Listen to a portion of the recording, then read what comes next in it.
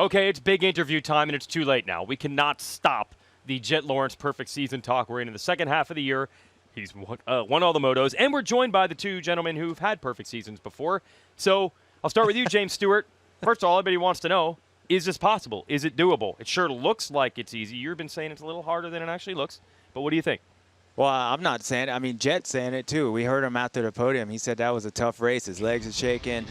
His riding style just makes it look easy, but he's definitely trying. Yep. I definitely think after today, it's possible. I mean, it's going to be one of his biggest challenges with the racetrack, as we saw even with his brother in that 250 class. But, yeah, Jett, it was the first time I heard him all year long mention it about possibly going undefeated. So now he's starting to think about it, and I do believe it is possible. It's going to be his biggest challenge. What's today?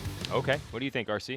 I think he has a great shot. This is what I look at. I look at tracks that we're going to. I think Washougal is going to be a tough one for him. It's narrow. If he doesn't get a good start for some silly reason, he could be challenging there. I don't know if his record is all that good there. I need to double check that this week. I will do that. But there's still some elements, and anything could happen. The weather could be bad. He could fall down in the mud or something like that, and you have to rely on the bike. We saw some mechanicals today, so anything can happen.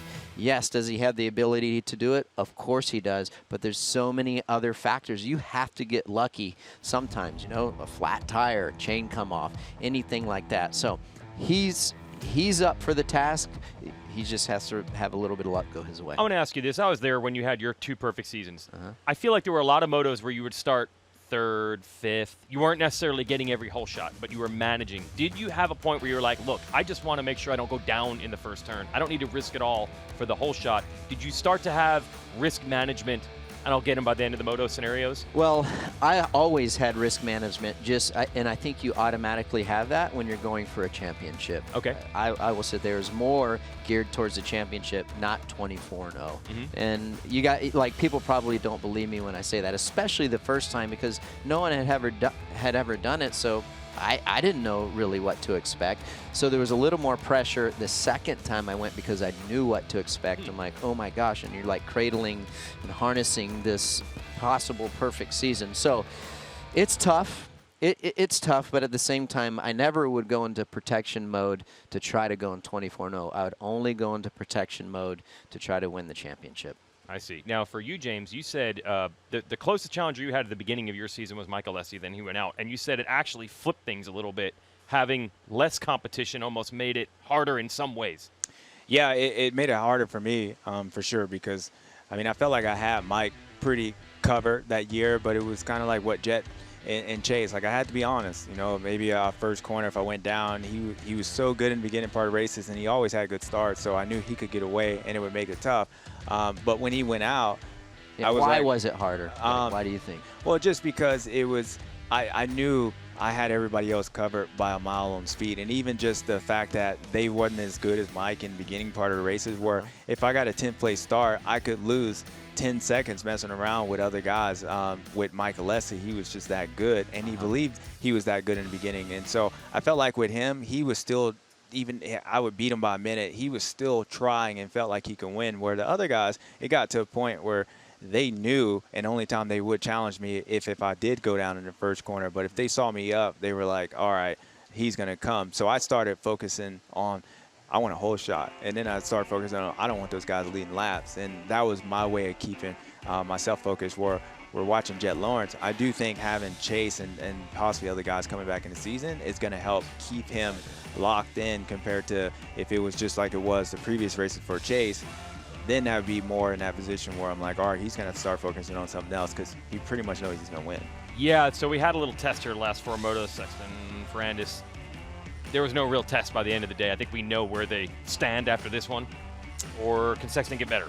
Or we kind of know where we are now. What do you think? No, I do think, like, I mean, to Ricky's point, I mean, Washougal is another race. Okay. We heard Chase when he got off the track. He was upset.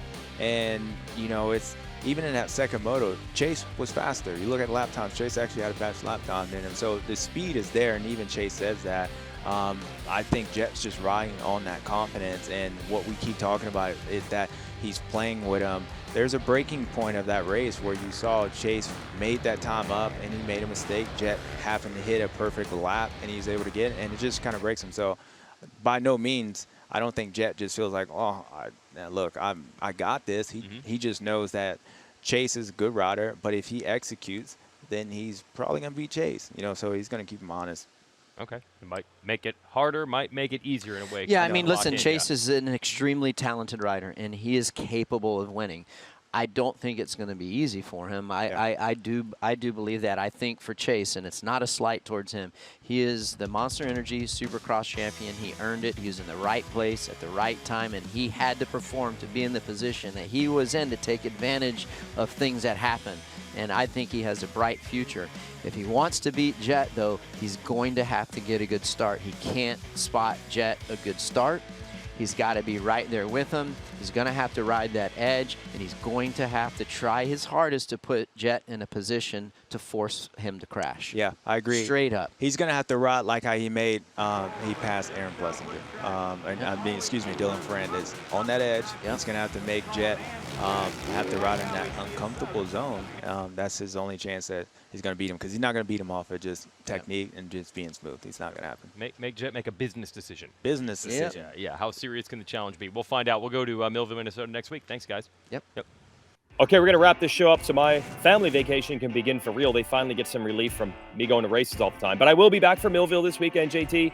You can watch the show if you folks want to at home. Back, of course, on Peacock and the Super Motocross Video Pass outside of the United States. We'll also have an encore presentation on USA Network noon Sunday.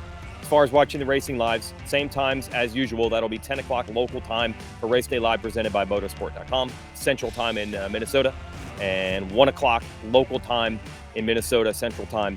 That'll be the motos and, of course, our halftime show. Hi, folks. Lee Diffie from NBC Sports here. If you truly enjoyed what you just watched, you can get more news, interviews, and highlights by subscribing to the Motorsports on NBC YouTube page. You can get it all, so go for it.